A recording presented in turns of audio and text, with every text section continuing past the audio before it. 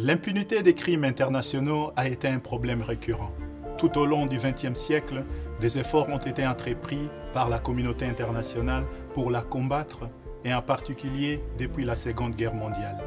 Finalement, en 1998 à Rome, afin de lutter contre l'impunité des crimes de plus graves, les États ont créé la Cour pénale internationale, la CPI, une cour permanente et indépendante, actuellement soutenue par plus de 120 États parties.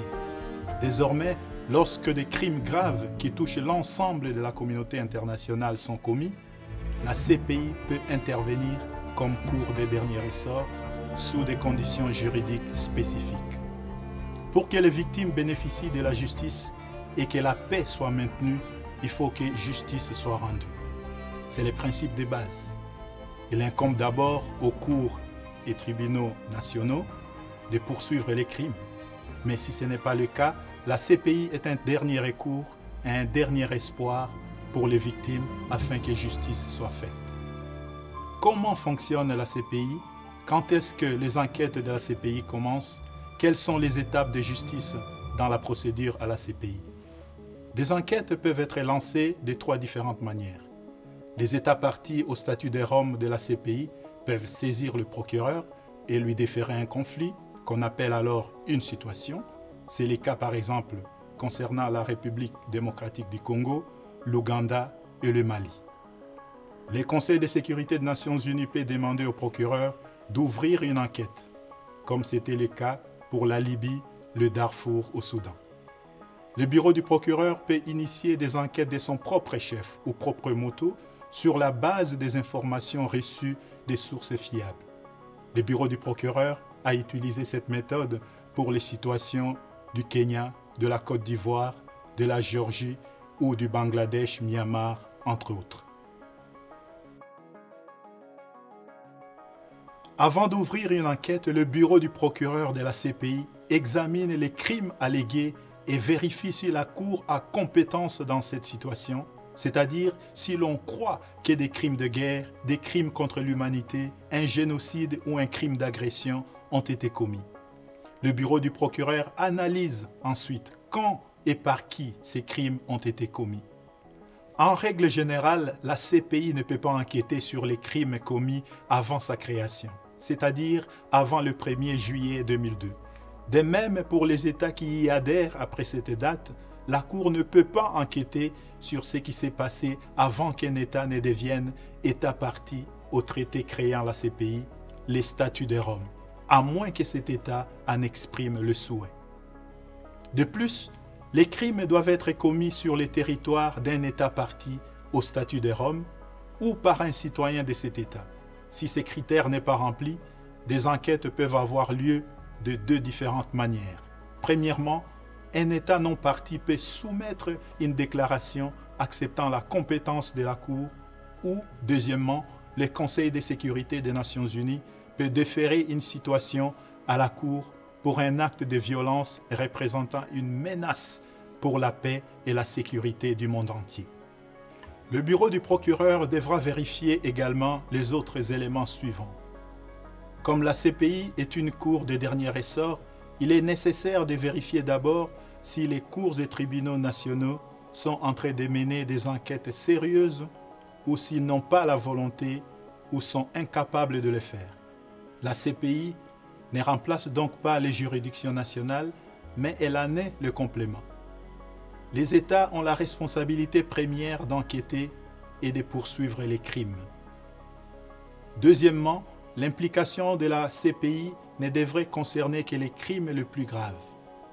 Il est important d'évaluer les degrés de gravité des crimes en utilisant des critères qualitatifs et quantitatifs, en évaluant la nature, l'échelle, la manière dont ces crimes ont été commis et leur impact. Enfin, le procureur est appelé à examiner si le fait d'ouvrir ou non une enquête sert les intérêts des victimes et ceux de la justice. Le travail du procureur consistant à analyser et à répondre à toutes les questions que nous venons de mentionner peut prendre du temps. En se basant sur les résultats de son analyse, le procureur peut décider de ne pas mener une enquête. L'autorisation des juges s'avère nécessaire si les procureurs décident d'ouvrir des enquêtes sans une requête préalable d'un État partie ou du Conseil de sécurité des Nations Unies. Les enquêtes peuvent être longues et de nature complexe. L'enquêteur de la CPI peut soit voyager sur les lieux des crimes ou soit travailler à partir d'autres localités. Il procède à des entretiens avec des témoins et il recueille des documents, des enregistrements, des archives et d'autres types d'éléments de preuves fiables. Ce travail peut requérir la consultation d'experts en médecine légale, en balistique et dans d'autres domaines pour recueillir et analyser les éléments de preuve. Après avoir recueilli assez d'éléments de preuve pour constituer un dossier pour une affaire, le procureur peut demander au juge de délivrer des mandats d'arrêt ou des citations à comparaître. Dans ces cas, les juges de la chambre préliminaire font une évaluation préliminaire et s'assurent qu'il y ait des motifs raisonnables de croire qu'une personne est responsable pour des crimes les plus graves. Et ils évaluent si cette personne peut comparaître librement ou si elle doit être arrêtée.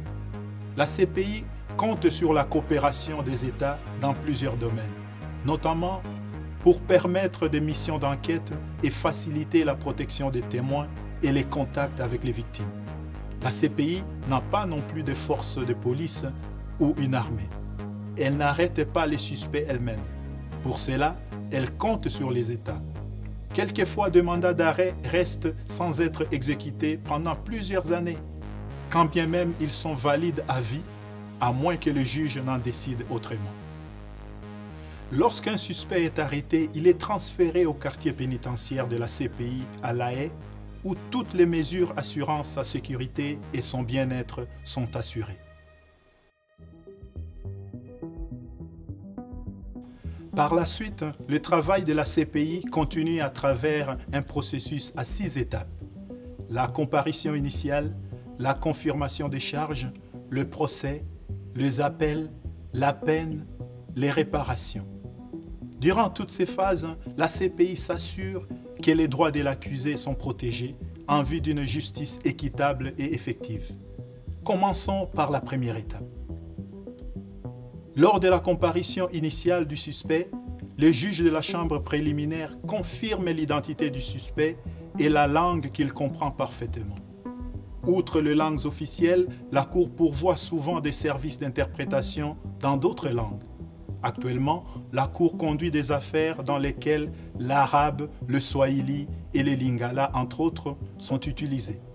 Les juges s'assurent que le suspect comprend les charges. L'audience de confirmation des charges a normalement lieu quelques mois après la comparution initiale du suspect. Pendant cette audience, les juges de la chambre préliminaire entendent les arguments du procureur, mais aussi pour la première fois la réplique de la défense aux accusations.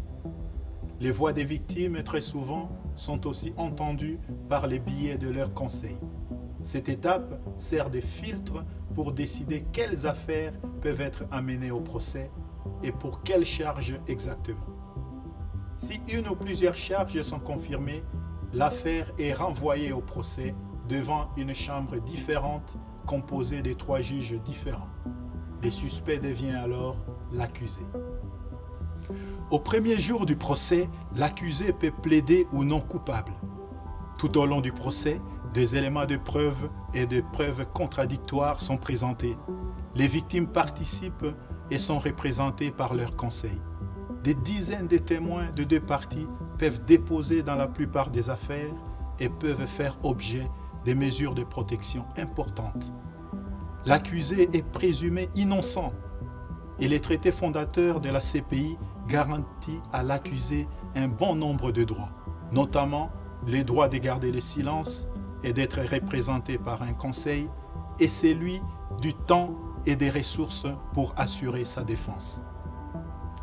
Si les juges de la chambre de première instance ne sont pas convaincus au-delà de tout doute raisonnable que l'accusé est coupable, ils acquittent ce dernier.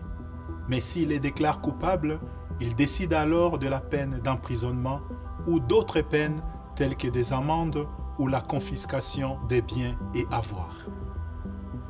La décision de culpabilité ou d'acquittement d'une personne peut faire l'objet d'un appel du procureur ou de la défense. Ce serait alors à la chambre d'appel de décider s'il faut confirmer, modifier ou annuler la décision de la chambre de première instance. Si une décision de condamnation est confirmée, les personnes condamnées purgent leur peine dans un pays qui s'est porté volontaire pour exécuter la peine. C'est une autre manière pour la CPI de compter sur la coopération des États. Dans certains cas, les victimes peuvent aussi recevoir des réparations. Si l'accusé est déclaré coupable, les victimes ont droit à des réparations. Ces réparations consistent par exemple en une indemnisation monétaire, une réhabilitation ou un soutien médical. Elles peuvent être symboliques et octroyées de manière individuelle ou collective en prenant en considération des aspects culturels. Qui paye les réparations? En principe, c'est la personne qui a été déclarée coupable qui doit indemniser les victimes pour sa responsabilité dans la commission des crimes. Dans plusieurs cas, l'impact du crime est grand et la personne déclarée coupable n'a pas de moyens financiers suffisants pour indemniser un grand nombre de victimes. C'est pourquoi les États ont mis en place un fonds au profit des victimes. Il est financé à l'aide de contributions volontaires pour aider dans la mise en œuvre des réparations ordonnées par les juges. Alors, quel est l'impact de ce processus? Il s'agit tout d'abord d'établir la vérité sur les faits et la culpabilité ou l'innocence de l'accusé après une procédure équitable tout en respectant le droit de l'accusé. Il s'agit aussi de donner aux victimes la possibilité de faire entendre leur voix et d'être reconnues devant la justice en exprimant leurs vues et préoccupations.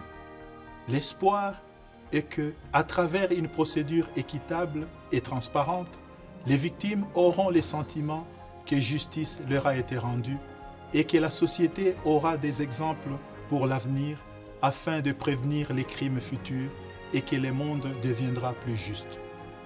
Partout dans le monde, la souffrance des victimes des crimes de guerre, d'agression, des génocides ou des crimes contre l'humanité a un impact sur chacun de nous. C'est pourquoi cette cause est la cause de toute l'humanité.